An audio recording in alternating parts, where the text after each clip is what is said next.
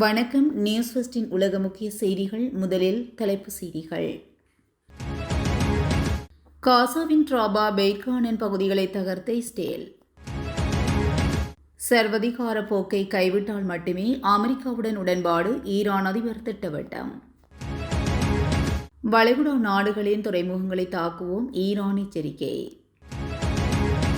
ஈரானுக்கு கடல்வழி போக்குவரத்து முற்றுகை. அமெரிக்காவின் நடவடிக்கை. ஹார்மூஸ் நீரிடியில் வீசப்பட்ட கண்ணிவெடிகள் அவசரமாக செயல்படுவதனால் சிக்கலில் திணறும் இராணுவம். போப்லியோவுக்காக குரல் கொடுக்க தொடங்கிய ஈரான். தீவிரவாதிகளென நினைத்து தனது நாட்டு மக்கள் 200 பேரை கொன்ற நைஜீரியா. நியூசிலாந்தை உலுக்கிய புயல் 90 விமானங்கள் ரத்து. ஈரானின் போர் தாக்கத்தால் ஆஸ்திரேலியாவில் கடும் எரிபொருள் நெருக்கடி. ஈரான் வெளியுறவு அமைச்சருடன் கத்தார் சவுதி தொலைபேசி உரையாடல். ஈரானுக்காக களமிறங்கிய சீனா. அமெரிக்கா ஈரான் பேச்சுவார்த்தையை சிதைத்த முக்கிய தொலைபேசியின் ரகசியம். ட்ரம்பின் கடுமையான விமர்சனங்களுக்கு போவ்லியோ வழங்கிய பதில். தொடர்பான விரிவான செய்திகள். காசாவின் ட்ராபா பெய்ட்கானன் ஆகிய பகுதிகளில் மக்கள் மீண்டும் வசிக்காதபடி இஸ்ரேல் குண்டு வைத்து தகர்த்துள்ளது. தெற்கு லெபனான் எல்லைப் பகுதியில் ஹெஸ்புல்லா அமைப்பினர்கள் தாங்கியிருந்த டேபெக் நகுரா மற்றும் டேர் செர்ஜான் ஆகிய கிராமங்களில் உள்ள அனைத்து வீடுகளையும் குண்டு வைத்து ரிமோட் கண்ட்ரோல் மூலமாக இஸ்ரேல் இராணுவத்தினர் தகர்த்துள்ளனர். இந்த தாக்குதலின் செயற்கைக்கோள் வீடியோவையும் சமூக ஊடகத்தில் இஸ்ரேல் வெளியிட்டுள்ளது. லெபனான் எல்லையிலுள்ள பல கிராமங்களை இஸ்ரேல் தகர்த்துள்ளதாக லெபனான் ஊடகங்கள் தெரிவிக்கின்றன. இஸ்ரேல் நடத்திய தாக்குதலில் இதுவரை 2000க்கும் மேற்பட்டோர் உயிரிழந்துள்ளனர். லெபனானுடன் அமைதி ஒப்பந்தம் செய்ய விரும்புவதாகவும் ஆனால் ஹிஸ்புல்லா அமைப்பினர்களுடன் எந்த ஒப்பந்தமும் கிடையாது என்றும் இஸ்ரேல் பிரதமர் நெதன்யாகு கூறியுள்ளார். தெற்கு லெபனானின் பல பகுதிகளை ஆக்கிரமிப்போம், அங்குள்ள விதானி 6 வரை பாதுகாப்பு மண்டலம் உருவாக்குவோம் என்றும் அங்கிருந்து இடம்பெயர்ந்து சென்ற லெபனான் மக்கள் திரும்ப அனுமதிக்கப்பட மாட்டார்கள் எனவும் இஸ்ரேல் கூறியுள்ளது. அதே சமயம் வடக்கு இஸ்ரேலில் பாதுகாப்பு உறுதி செய்யப்படும் வரை இந்த நிலை தொடரும் என இஸ்ரேல் அறிவித்துள்ளது. ஈரான் அமெரிக்கா இடையான அமைதி பேச்சுவார்த்தை தோல்வியில் முடிவடைந்த நிலையில் பேச்சுவார்த்தை தோல்வி அடைந்ததற்கு அணுவாயுத திட்டத்தை ஈரான் கைவிட மறுப்பது ஒரு காரணம் என்றும் அமெரிக்காவின் துணை அதிபர் ஜேடி வான்ஸ் தெரிவித்துள்ளார். இதுகுறித்து ட்ரம்ப் கூறும்போது பேச்சுவார்த்தைக்கு மீண்டும் ஈரான் வராவிட்டாலும் அதை பற்றி கவலைப்படவில்லை என்று கூறியிருந்தார். இந்நிலையில் அமெரிக்கா தனது சர்வதிகார போக்கை கைவிட்டால் மட்டுமே உடன்பாட்டுக்கான வழி கண்டறியப்படும் என்று ஈரான் அதிபர் மசூத் பெசஸ்கியான் தெரிவித்துள்ளார்.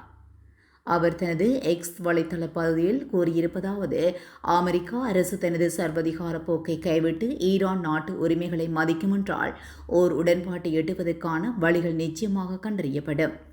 இந்நிலையில் பேச்சுவார்த்தை குழுவின் உறுப்பினர்களையும் குறிப்பாக எனது அன்பு சகோதரர் டாக்டர் காலிப் பாப்பையும் நான் பாராட்டுகிறேன் என்று இவ்வாறு பெசஸ்கியான் குறிப்பிட்டுள்ளார். ஈரான் வெளியுறவுத்துறை மந்திரி அப்பாஸ் அராக்சி கூறும்போது, போரை முடிவு கொண்டு வருவதற்காக நாங்கள் அமெரிக்காவுடன் நம்பிக்கையுடன் பேச்சுவார்த்தை நடத்தினோம். ஆனால் இந்த ஆக்கப்பூர்வமான பேச்சுவார்த்தைகளை அமெரிக்கா சீர்குலைத்துவிட்டது. எங்களுக்கு பாதிப்பை ஏற்படுத்தும் வகையில் இந்த ஒப்பந்தங்களை ஏற்படுத்த அமெரிக்கா முயற்சித்தது என்று அவர் குறிப்பிட்டுள்ளார். ஈரான் துறைமுகங்களை அமெரிக்கா முற்றுகையிட்டால் வளைகுடா நாடுகளின் துறைமுகங்களை தாக்குவோம் என ஈரான் எச்சரித்துள்ளது.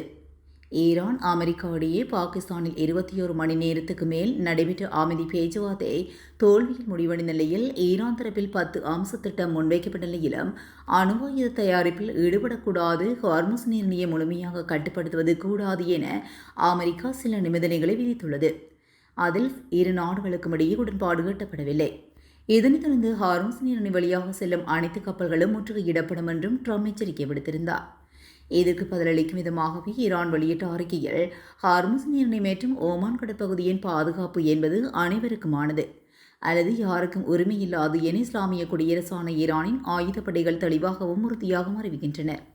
ஈரான் எல்லைக்குட்பட்ட நீர்ப்பரப்பில் ஆயுதப்படைகளின் உறுதியான பாதுகாப்பு தொடரும் என்றும், மேலும் பலமுறை எச்சரித்தபடி எதிரி தரப்பு கப்பல்களுக்கு ஹார்மஸ் நீரிணை வழியாக செல்ல அனுமதியில்லை என்றும் தெரிவிக்கப்பட்டுள்ளது.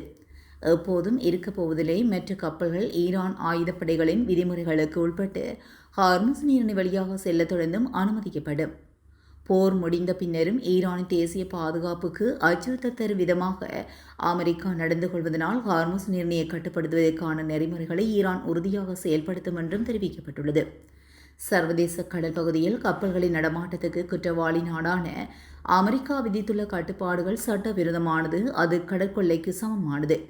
ஹார்முஸ் நீரிணை பிரச்சினையில் ஈரான் துறைமுகங்களை அமெரிக்கா முற்றுகையிட்டால் வளைகுடா நாடுகளில் உள்ள துறைமுகங்களை நாங்கள் தாக்குதல் நடத்துவோம் என்று ஈரான் கடுமையாக எச்சரிக்கை விடுத்துள்ளது. ஹார்முஸ் நீரிணை கடல்வெளி பகுதியில் வீசப்பட்ட கண்ணிவெடிகளை கண்டறிய முடியாத நிலை ஏற்பட்டுள்ளதனால் சிக்கல் நிலை ஏற்பட்டுள்ளதாக தகவல்கள் வெளியாகியுள்ளன.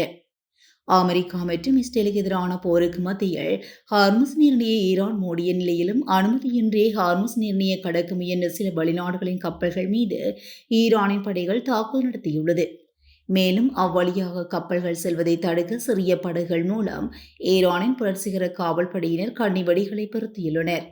இவ்வாறான சூழலில் போரை உடன் முடிவு கொண்டு வர வேண்டும் என அழுத்தம் அதிகரித்ததைத் தொடர்ந்து 2 வாரங்களுக்கு அமெரிக்கா மற்றும் ஈரானிடையே போர் நிறுத்தம் நடைமுறைக்கு வந்த நிலையிலும் ஹார்முஸ் நீரிணையில் ஈரான் பொருத்திய கண்ணிவெடிகளை கண்டறிய அந்நாட்டு படைகளால் முடியவில்லை எனவும் அவை கடலின் நீரோட்டத்தில் அடித்து செல்லப்பட்டிருக்கக்கூடும் எனவும் தெரிவிக்கப்பட்டுள்ளது. எனினும் ஹார்முஸ் நீரிணை கடற்பகுதியில் கண்ணிவெடிகள் எங்கெல்லாம் இருக்கின்றன என்பதை கண்டுபிடிக்க முடியாதனால் நீரிணையை முழுமையாக திறப்பதில் சிக்கல் நீடிக்கின்றது. கடலுக்கு மேலே மிதந்த கண்ணிவெடிகளை ஈரான் ராணுவம் அகற்றியது. கடலுக்கு சில 100 அடி ஆழத்தில் எங்கெல்லாம் கண்ணிவெடிகள் வீசப்பட்டன என்பது குறித்தும் தெளிவான விவரங்கள் இல்லாதனால் சிரமம் ஏற்பட்டுள்ளது.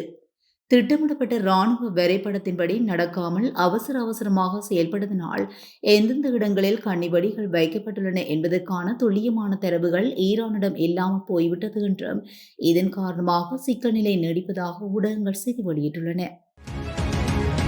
வத்திகான் மற்றும் அமெரிக்க ஜனாதிபதி டொனால்ட் ட்ரம்ப் இடையிலான வார்த்தை போர் தீவிரமடைந்த நிலையில் போப் லியோ XIVக்கு ஆதரவாக ஈரான் தற்போது குரல் கொடுத்துள்ளது. போப் லியோவை ட்ரம்ப் விமர்சித்ததே பெரிய அவமானம் என கண்டித்துள்ள ஈரானிய ஜனாதிபதி மசூத் பெசஸ்கியான் அமைதி மற்றும் சகோதரத்துவத்தின் தூதரான இயேசுவின் பிரதிநிதியை அவமதிப்பது எந்த ஒரு சுதந்திர மனிதனாலும் ஏற்றுக்கொள்ள முடியாது என்று தெரிவித்துள்ளார். பெசஸ்கியானின் அலுவலக தகவல்கள் தொடர்புத்துறை துணை அதிகாரி மெக்தி தபதாபாயி போப் மீதான இந்த தாக்குதலை ஈரானின் முன்னாள் உச்ச தலைவர் அயதுல்லா அலி கமேனி படுகொலை செய்யப்பட்ட சம்பவத்துடன் ஒப்பிட்டுள்ளார். இஸ்லாமிய தலைவரை படுகொலை செய்தபோது மேற்குலகம் மௌனமாக இருந்ததனாலேயே தற்போது கத்தோலிக்க தலைவரின் நற்பெயருக்கு களங்கம் விளைவிக்கும் துணிச்சல் அவர்களுக்கு வந்துள்ளதாக அவர் கடுமையாக விமர்சித்துள்ளார். முன்னதாக போப் லியோவை வெளியுறவு கொள்கையில் மிகவும் மோசமானவர் என்று ட்ரம்ப் சாடியிருந்த நிலையில் அதற்கு பதிலளித்துள்ள போப், ட்ரம்ப் நிர்வாகத்தை கண்டு எனக்கு எந்த பயமும் இல்லை. நற்செய்தியின் செய்தியை உரக்க சொல்வது எனது பணி. அதை நான் தொடர்ந்தும் செய்வேன் என துணிச்சலுடன் குறிப்பிட்டுள்ளார். இவ்வாறானதொரு பின்னணியில் அமெரிக்காவுடன் போர் சூழலில் இருக்கும் ஈரான் கத்தோலிக்க தலைவருக்கு ஆதரவாக தார்மீக அடிப்படையில் களமிறக்கியிருப்பது சர்வதேச அரசியலில் ஒரு வியக்கத்தக்க திருப்பமாக பார்க்கப்படுகின்றது. நைஜீரியாவில் தீவிரவாதிகள் என நினைத்து தவறுதலாக அந்நாட்டு விமானப்படை தாக்குதல் நடத்தியதில் பொதுமக்கள் 200 பேர் உயிரிழந்த சம்பவம் அதிர்ச்சியை ஏற்படுத்தியிருக்கிறது.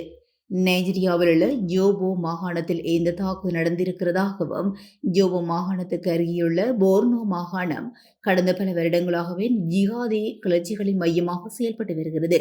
அந்த இடத்தை தாக்குதல் நடத்த நைஜீரியா விமானப்படை முடிவெடுத்த நிலையில் ஜோபோவில் உள்ள ஜிலே கிராமத்தில் வாரச்சந்தை நடைபெற்ற போது ஜிஹாதி கிளர்ச்சியாளர்களை குறிவைத்து தாக்குகிறோம் என நினைத்து தவறுதலாக பொதுமக்கள் மீது அந்நாட்டு ராணுவம் தாக்குதல் நடத்தியது. இதில் அப்பாவி பொதுமக்கள் 200 பேர் வரை உயிரிழந்ததுடன் பலரும் காயமடைந்த நிலையில் பலி எண்ணிக்கை உயரும் என எதிர்பார்க்கப்படுகிறது. நியூசிலாந்தின் வடக்கு தீவை வையான புயல் தாக்கியுள்ளது. மணிக்கு 140 கிலோமீட்டர் வேகத்தில் பலத்த காற்று வீசியபடி அங்கு கனமழை பெய்துள்ளது.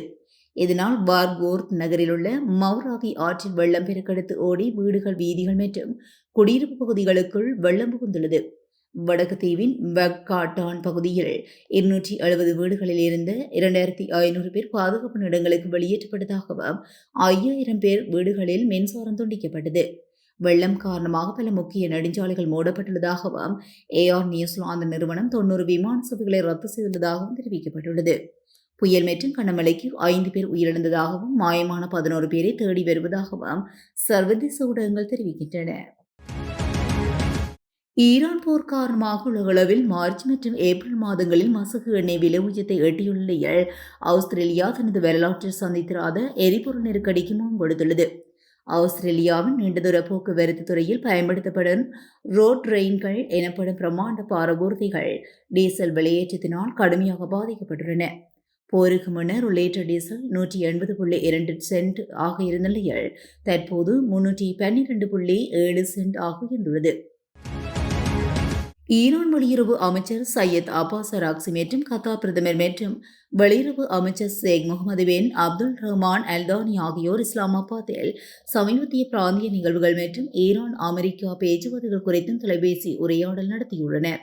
மேலும் ஈரானிய வெளியுறவு அமைச்சர் சையத் அப்பாஸ் அராக்சி மற்றும் அவரது சகோதரி சஹா ஃபைசல் பின் பெர்ஹான் ஆகியோரும் சமீபத்திய பிராந்திய நிகழ்வுகள் மற்றும் இஸ்லாமாபாத்தில் நடைபெறும் ஈரான் அமெரிக்கா பேச்சுவார்த்தைகள் குறித்தும் தொலைபேசி வாயிலாக உரையாடியதாக செய்திகள் தெரிவிக்கின்றன.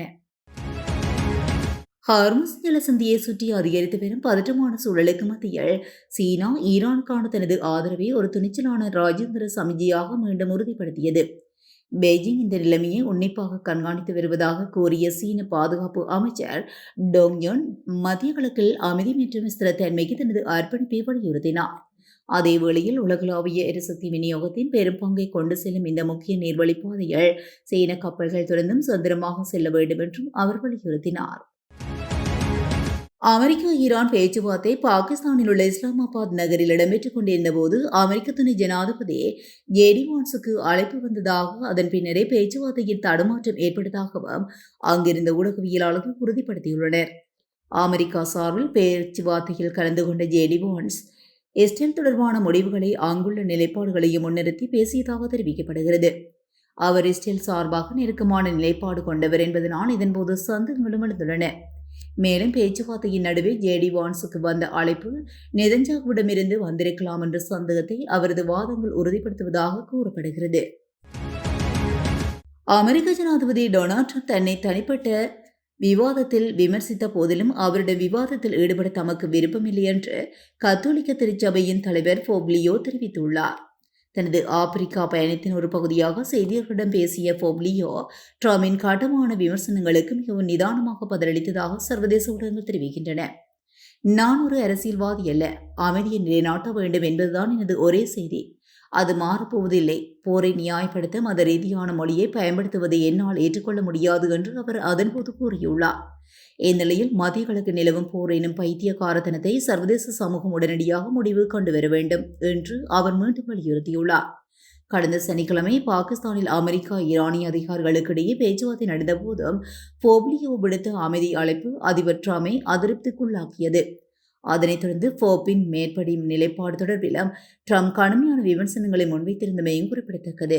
இதுபோன்ற செய்திகளை உடனுக்குடன் தெரிந்து கொள்ள நியூஸ் ஃபர்ஸ்டுடன் இணைந்திருங்கள். நன்றி, வணக்கம்.